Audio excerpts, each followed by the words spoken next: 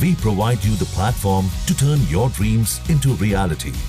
Give wings to your aspirations with KR Mangalam University.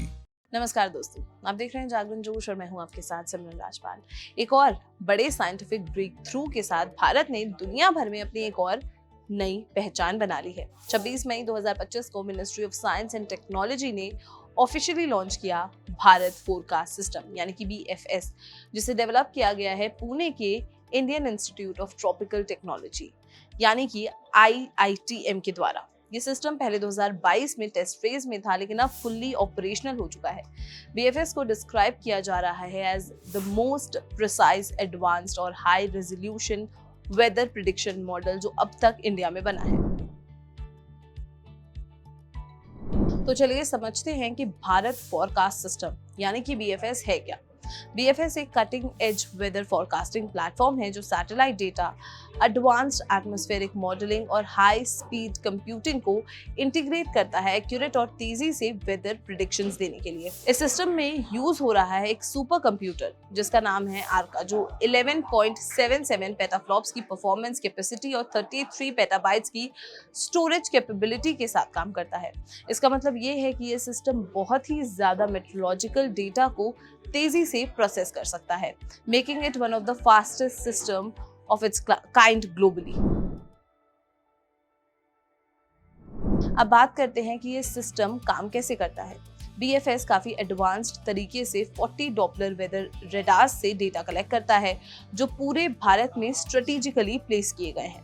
ये radars real time में weather patterns को track करते हैं और इससे मिलती है हाइपर लोकल फोरकास्टिंग और नाउकास्टिंग कैपेबिलिटीज।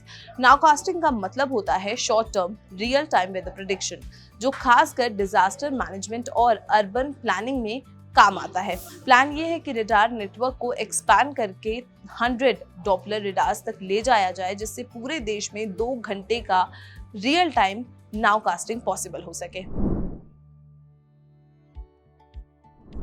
सबसे बड़ी बात, BFS ने स्पीड और एक्यूरेसी दोनों में रेवोल्यूशनरी सुधार लाए हैं। पहले एक वेदर फोरकास्ट जनरेट करने में 12 से 14 घंटे लगते थे, लेकिन BFS के आने के बाद अब ये काम सिर्फ 4 से 6 घंटों में हो जाता है।